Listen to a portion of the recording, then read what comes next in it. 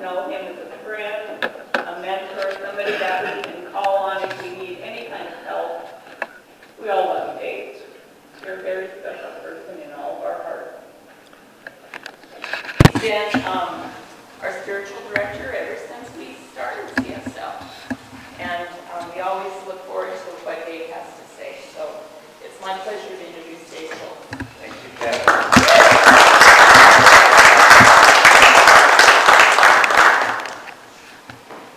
Well, good morning. Good morning.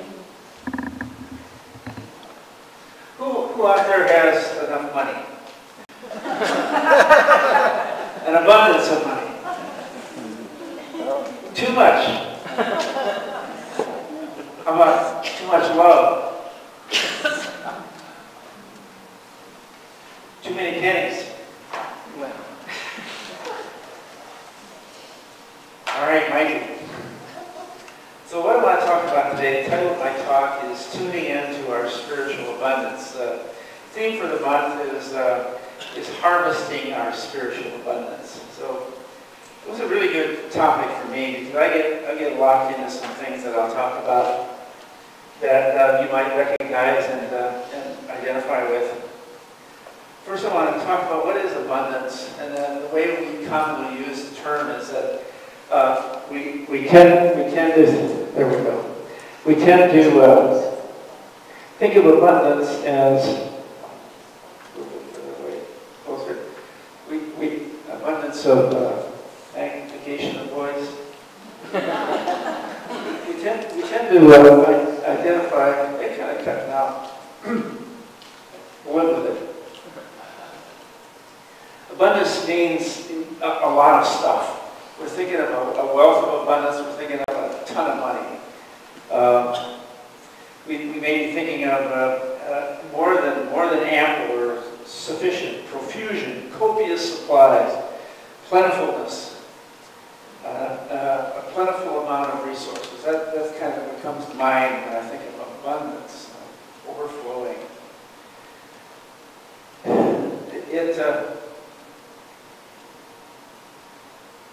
We usually think about what we're drawn to. Our first thoughts are of material abundance, isn't it? We secondarily reflect on what other kinds of abundances are there. But there are other abundances too that we kind of fall into and get into that place of yo-yoing back between having an abundance or having a scarcity or thinking we do. Things like an abundance of time, or abundance of love, or abundance of options. I only have a couple of options. I wish I had more ideas. Abundance of work, perfect job. The abundance of peace. Those aspects of life are also where we find ourselves in either a sense of scarcity or abundance or enoughness. So abundance applies to a lot of stuff. As I say, we tend to focus on more of the material, or physical aspects of abundance. But I want to talk about spiritual abundance this morning and how that relates to all abundance.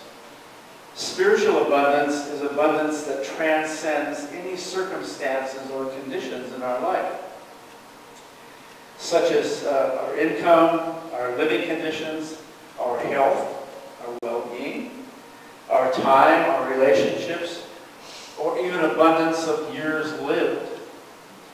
Think of that, an abundance of years lived. Or even an abundance of life or death. So abundance or scarcity comes into play on everything. And it's just that a lot of times we aren't consciously evaluating or reflecting on that. So, feeling spiritually abundant transcends any conditions in our life. That's what I'm talking about, spiritual abundance. We feel abundant no matter what those conditions are. Harvesting our spiritual abundance means accepting that, knowing that, and consciously receiving that which has already been given to us because of who we are, what we are, spiritual beings living in the oneness of the universe, God, however you define that, and everything, and all that is. When we begin from a knowing that we are already whole, one, perfect, complete, already enough just as we are, we start from that place of feeling fulfilled, not needing anything outside of ourselves to feel whole, to fulfill our life, to feel deep peace, joy, love. It's important to reflect on this, and I want to do a little bit this morning and talk about abundance and this, especially spiritual abundance, because, like I said, we always tend to focus on stuff or conditions in our life, and we keep our level of consciousness at that level, at the level of conditions or form. So when we're continually noticing how we are scarce or abundant, it's usually about the material world, isn't it? It's kind of our reference. But that also keeps our attention and keeps our focus and our power on our access at that level of consciousness. We have very limited power at that level. We have power. We can work harder and bring things into our experience, into our accumulation with that level of consciousness. We're missing the universe. We're missing the big picture. We're missing so many things. Enoughness is something that we don't often reflect on. Brene Brown says, for me, I'm not sure that's picking it up unless I get rid of it. All right. That's enough. Is that okay? Good. Thank you, guys. Brene Brown says that for me, the opposite of scarcity is not abundance. It's enough. It's enoughness. I am enough. I have enough. The world is enough. Wayne Dyer says abundance is not something that we acquire, that we accumulate.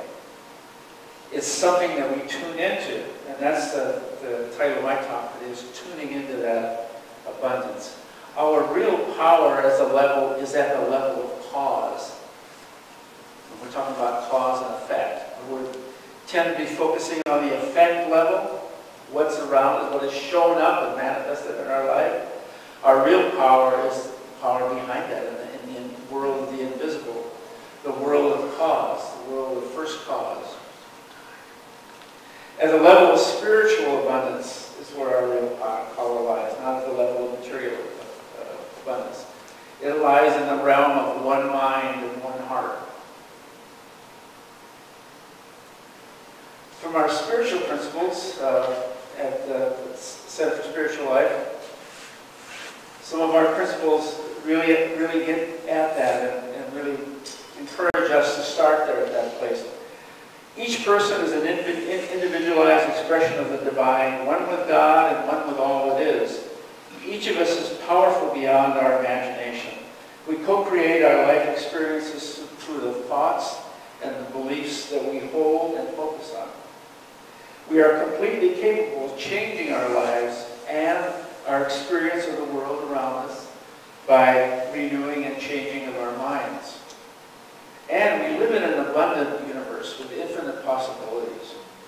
Within each of us lies all the wisdom, all the creativity, all of the love, all of the joy, all of the power needed to create greater health, wellness, and meaning. All of that lies within us. So the secret of accessing and harvesting our spiritual abundance was shared by ancient teachers and mystics from all time, as within, so without, the Hermetic teachings many thousands of years ago. As above, so below. It all talks about the inner work necessary for the outer manifestation. Jesus, when he was talking in the Sermon of the Mount, as laid out in Matthew, he was talking to a whole bunch of people, and they were all asking questions about how do I get enough for my family, and how do I get enough to eat, and how do I find fulfilling work? And he said, seek ye first the kingdom of God and his righteousness, and all else will be added unto you. Seek ye first the kingdom of God. He was saying that we are already one with God. God within. The kingdom of God is within each one of us. Seek that first. And his righteousness. And by that, I think he meant that walk in that consciousness. Seeking his righteousness is staying in that frame of mind, that level of consciousness as we walk in this world. And then all will be added unto you. So the first place to go is to realize that we are one in the kingdom of God with all that is, with God itself in the universe. Ernest Holmes says the thoughts of lack manifest as limitation. Thoughts of abundance manifest as success and happiness. Failure and success are two ends of the same stick. The abundance you desire to experience must first be an experience of your mind. You first must realize and embody that state of consciousness of the kingdom within. So what can we do about it? How can we, the importance of, it isn't a matter of whether we want to go for spiritual abundance or material abundance. Once we enter the kingdom of God and embody spiritual abundance that is our own identity, all things, you can have both. I mean, whatever we want. And what happens when we come at it from a place of spiritual knowing and abundance is that the idea of enoughness is already part of the formula. And we already feel full and whole, and we aren't trying to fill a hole in our heart or a hole in our own worthiness or self-worth by things outside of ourselves. And so enoughness comes with that. Satisfaction, fulfillment. And if you need a car, and if you need, everything else that you actually need come with that. As well as the consciousness and the ability to enjoy what you have, to appreciate what we already have. That's one of the things that we get into is that when we're trying to, we don't reflect on what is enough, and also, I know I do that. One of my bugaboos is, will there be enough for the future? Will we have enough to live on? How long are you going to live? Will you have enough resources? And especially when I know that Chris is going to outlive me by 20 or 30 years, I kind of want to make sure that there's, that she has the resources. Well, I forget that it isn't up to me. It's up to God. It's up to Spirit. And I can do my part. But in worrying about it, I'm sure not helping it, am I? I'm sure not enjoying the moment of now. So that's what happens when I get into the spiritual abundance, that it'll all be I'm doing my part, but I'm also understanding that God is my source. God is Chris's source. So what can we do to start our meditations and our desiring and our manifestation from a place of spiritual fullness and wholeness? Well, the first thing, we were given two gifts as humans when we came here, is that we have the gift of awareness. We have the gift of consciousness. So as to catch ourselves, when I find myself going on and on again about, there I go again, worrying about this or wondering, and not just wondering, but worrying or being frustrated. It's that feeling that comes up when fear kind of captures me. So we have that awareness, I catch myself. And then I I know that there's a better way. So we have our consciousness, and we also know that we have the gift of choice. We can always choose another thought, another path. We can always choose to learn more about what the truth of our being is. So just catching ourselves is the most important thing. Catch myself doing it again. And then we center ourselves. We first enter the kingdom of God, center of our being, and just get ourselves into that place. Use what we learned in heart math, breathing through our heart, come to the present moment, and really getting in there and really milking that, bask in that flow of wholeness and gratitude for just being alive and having the mind and the consciousness to know the truth about who you are and how the world works. So, catching it and then centering ourselves. And a couple of other tools that we have, which you've heard before, but are gratitude. There's always something in every situation to be grateful for. You find that to be true? No matter how dire a situation is, or how urgent, or how what a tragedy at the moment.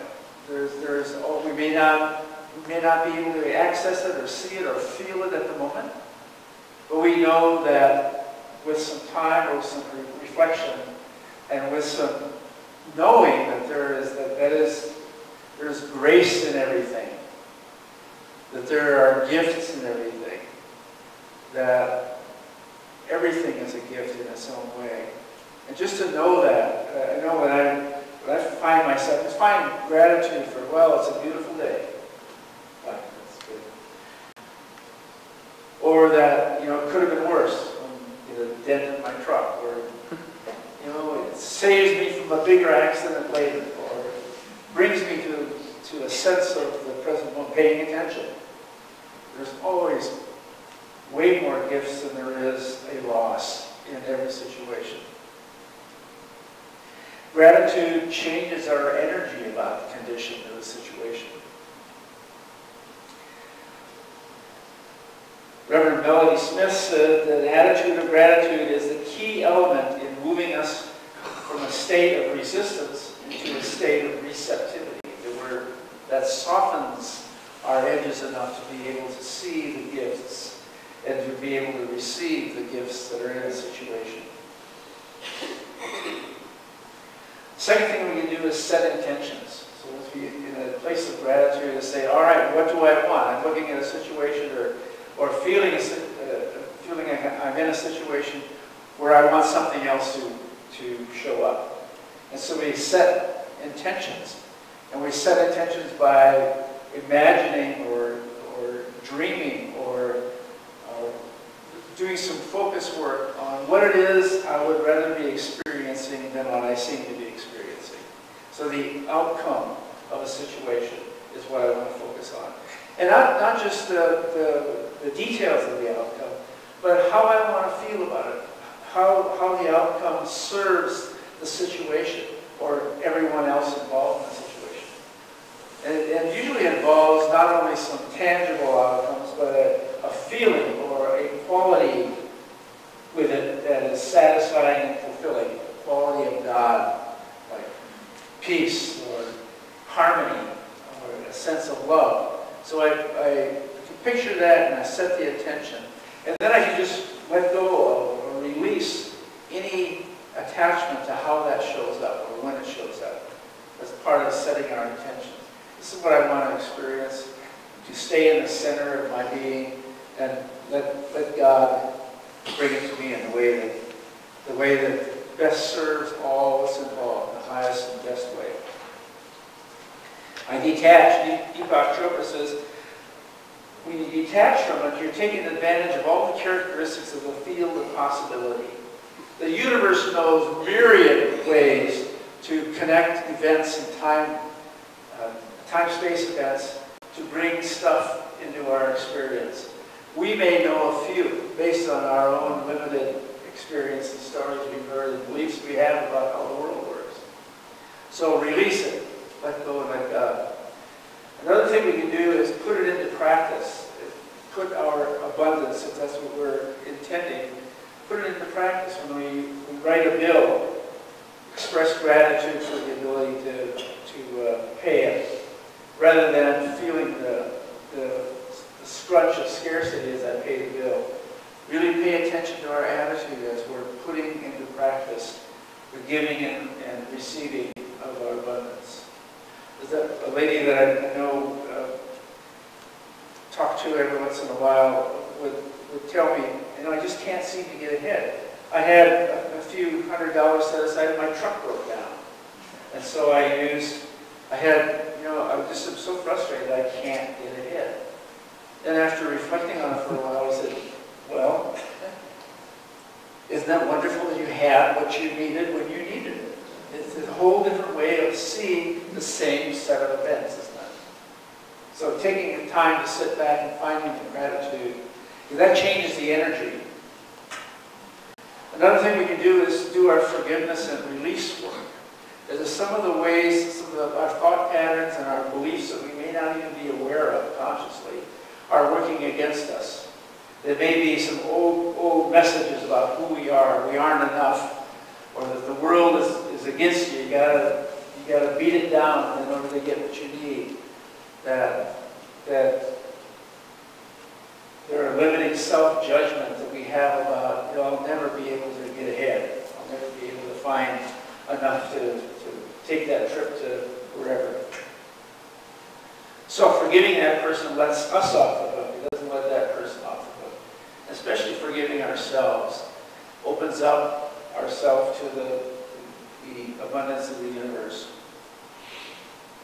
What will the results be if we first go to our spiritual abundance and make sure we're centered in that, and then have everything else added onto that? What are the results of taking the time and centering ourselves whenever we find that we're kind of yo-yoing back and forth between abundance and scarcity? Well, the results will be, when we tune into our spiritual abundance, that we experience less efforting. That things will seem to fall into place a lot easier.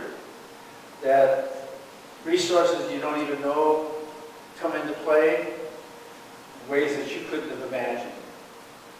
It works that way in your life. It works that way in an organization. If you're trying to steward an organization or a relationship or a family. You experience more peace, more fulfillment. You're knowing that you're in the flow. You know also that the way that the intentions are being fulfilled by the universe are more in the highest and best interest of everyone else, everyone involved, rather than just my own needs. Knowing that the universe fulfills intentions in the way that is in the highest and best interest of myself and my soul's journey, not just my day-to-day journey. So it's a longer-term, better fit. If I lose a house that I'm trying to purchase, find out that it was in the best interest of myself and everyone else. It worked out better in the long run. Have you ever found that to be true? Something that you were really working on that didn't happen, and you say, oh, I'm glad that didn't happen. So, those are the results of first attending to our spiritual abundance and our state of mind and our consciousness, knowing that our power is at the center, at the place of cause and not effect. So I want to close with a short closing prayer here. I am one with my Creator and all that is. My life is the full expression of the spiritual abundance of love, peace, and joy. Everything I desire is already mine, and I gratefully give and receive the abundance of the universe. I release everyone and anything that does not serve my highest expression, the highest expression of God as me. I am enough, and so it is. So it is. Thank you.